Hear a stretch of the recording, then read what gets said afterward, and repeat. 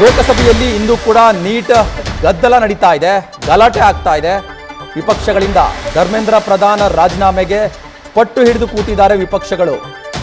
ಸಂಸತ್ನಲ್ಲಿ ಬಿಗಿ ಪಟ್ಟು ಹಿಡಿದಿದ್ದಾರೆ. ಧರ್ಮೇಂದ್ರ ಪ್ರಧಾನ್ ರಾಜೀನಾಮೆ ಕೊಡಲೇಬೇಕು, ಕೇಂದ್ರ ಸರ್ಕಾರ ಧರ್ಮೇಂದ್ರ ಪ್ರಧಾನ್ ಅವರ ರಾಜೀನಾಮೆಯನ್ನ ಪಡಿಲೇಬೇಕು ಅಂತ ವಿಪಕ್ಷಗಳು ಪಟ್ಟು ಹಿಡಿದು ಕೂತಿದ್ದಾವೆ. ಸದನದ ಒಳಗೆ ಕೂಡ ಇದೇ ವಿಚಾರವನ್ನ ಮುಂದಿಟ್ಟು ಗದ್ದಲ ಗಲಾಟೆ ನಡೀತಾ ಇದೆ. ಹಾಗಾಗಿ ಕಲಾಪವನ್ನ ಸ್ಪೀಕರ್ ಮುಂದೂಡಿಕೆ ಮಾಡಿದ್ದಾರೆ. ವಿಪಕ್ಷಗಳ ಆಗ್ರಹ, ವಿಪಕ್ಷಗಳ ಗದ್ದಲ, ವಿಪಕ್ಷಗಳ ಗಲಾಟೆಯಿಂದಾಗಿ ಕಲಾಪವನ್ನ ಸ್ಪೀಕರ್ ಮುಂದೂಡಿದ್ದಾರೆ. ಧರ್ಮೇಂದ್ರ ಪ್ರಧಾನ್ ಅವರ ರಾಜೀನಾಮೆಯನ್ನ ಸರ್ಕಾರ ಪಡಿಲೇಬೇಕು. ಧರ್ಮೇಂದ್ರ ಪ್ರಧಾನ್ ರಾಜೀನಾಮೆಯನ್ನ ಪಡೆದ ನಂತರವೇ ನಾವು ಚರ್ಚೆಗೆ ಭಾಗಿಯಾಗ್ತೇವೆ, ಚರ್ಚೆಗೆ ನಾವು ಅವಕಾಶ ಕೊಡ್ತೇವೆ ಅಂತೇಳಿ ವಿಪಕ್ಷಗಳು ಪಟ್ಟು ಹಿಡಿದು ಕೂತಿದ್ದಾವೆ. ಹಾಗಾಗಿ ಇವತ್ತು ಕೂಡ ಸಂಸತ್ನಲ್ಲಿ ಬಿಗಿಯಾದ ಒಂದು ವಾತಾವರಣ, ಅಂದರೆ ಗಲಾಟೆ ಗದ್ದಲ, ವಿಪಕ್ಷಗಳ ಪಟ್ಟು ಜೋರಾಗೇ ಇತ್ತು.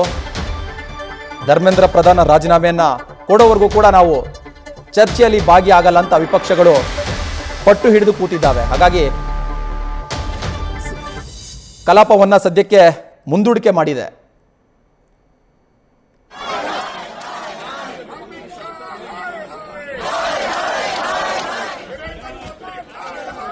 ಮಳೆಗಾಲದ ಅಧಿವೇಶನ ನಡೀಬೇಕಾಗಿದೆ, ಆದರೆ ಕಳೆದ 3 ದಿನಗಳಿಂದ ಕೂಡ ಅಧಿವೇಶನದಲ್ಲಿ ಚರ್ಚೆನೇ ಆಗ್ತಾ ಇಲ್ಲ. ಕಾರಣ, ಧರ್ಮೇಂದ್ರ ಪ್ರಧಾನ್ ಅವರ ರಾಜೀನಾಮೆಯನ್ನು ಪಡಿಲೇಬೇಕು ಅಂತ ವಿಪಕ್ಷಗಳು ಬಿಗಿ ಪಟ್ಟು ಹಿಡಿದು ಕೂತಿದ್ದಾವೆ. ಸ್ಪೀಕರ್ ಬರ್ತಾ ಇದ್ದಂತೆ ಚರ್ಚೆ ಆಗುತ್ತೆ ಅಂತ ನಿರೀಕ್ಷೆ ಇರುತ್ತೆ, ಆದರೆ ವಿಪಕ್ಷಗಳ ಗದ್ದಲ ಗಲಾಟ ಜೋರಾಗುತ್ತೆ. ಕೊನೆಗೆ ಸ್ಪೀಕರ್ ಕಲಾಪವನ್ನು ಮುಂದೂಡಿಕೆ ಮಾಡಿ ಹೋಗ್ತಾ ಇದ್ದಾರೆ. ಕಳೆದ 3 ದಿನಗಳಿಂದ ಇದೇ ರೀತಿಯಾದ ವಾತಾವರಣ ಸೃಷ್ಟಿಯಾಗಿದೆ. ಹಾಗಾಗಿ ಇವತ್ತು ಕೂಡ ಲೋಕಸಭೆಯಲ್ಲಿ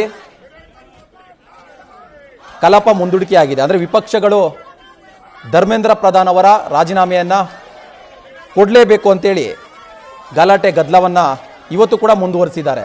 ಬಹುಶಃ ಧರ್ಮೇಂದ್ರ ಪ್ರಧಾನ್ ಅವರ ವಿಚಾರದಲ್ಲಿ ಸರ್ಕಾರ ಒಂದು ನಿರ್ಧಾರಕ್ಕೆ ಬರೋವರೆಗೂ ವಿಪಕ್ಷಗಳು ಕಲಾಪ ನಡೆಯೋದಕ್ಕೆ ಬಹುಶಃ ಸಹಕರಿಸೋದಕ್ಕೆ ತೀರ್ಮಾನ ತೆಗೆದುಕೊಳ್ತಾರಾ ಅಥವಾ ಇಲ್ವಾ ಅನ್ನೋದು ಕೂಡ ತುಂಬ ಪ್ರಶ್ನೆಯಾಗಿ ಕಾಡ್ತಾ ಇದೆ.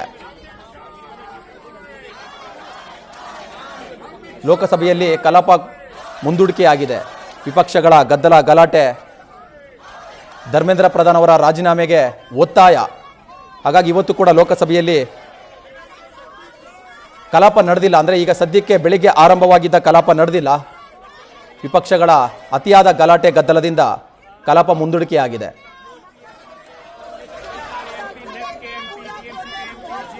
ನೀಟ್ ಪ್ರಶ್ನೆ ಪತ್ರಿಕೆ ಸೋರಿಕೆ ವಿಚಾರವಾಗಿ ಲೋಕಸಭೆಯಲ್ಲಿ ವಿಪಕ್ಷಗಳು ಪಟ್ಟನ್ನು ಬಿಡ್ತಾ ಇಲ್ಲ. ಧರ್ಮೇಂದ್ರ ಪ್ರಧಾನ್ ಅವರ ರಾಜೀನಾಮೆಯನ್ನು ಪಡಿಲೇಬೇಕು, ರಾಜೀನಾಮೆಯನ್ನು ಕೊಡಲೇಬೇಕು, ಫಸ್ಟ್ ರಾಜೀನಾಮೆ, ಅದಾದ ನಂತರ ಚರ್ಚೆ ಅಂತೇಳಿ ಬಿಗಿ ಪಟ್ಟು ಹಿಡಿದು ಕೂತಿರುವಂತಹ ವಿಪಕ್ಷಗಳು ಸಂಸತ್ ಭವನದ ಮುಂದೆ ಪ್ರತಿಭಟನೆ ಮಾಡ್ತಾ ಇದ್ದಾರೆ. ಸದನದ ಒಳಗೆ ಕೂಡ ಪ್ರತಿಭಟನೆಯನ್ನ ಮುಂದುವರಿಸ್ತಾ ಇದ್ದಾರೆ.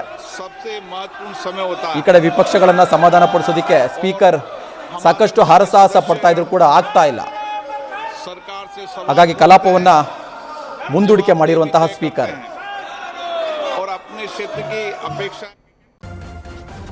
ನ್ಯೂಸ್ ಫಸ್ಟ್ ನಿರ್ಭೀತಿಯಿಂದ ನಿಮ್ಮ ಪರವಾಗಿ.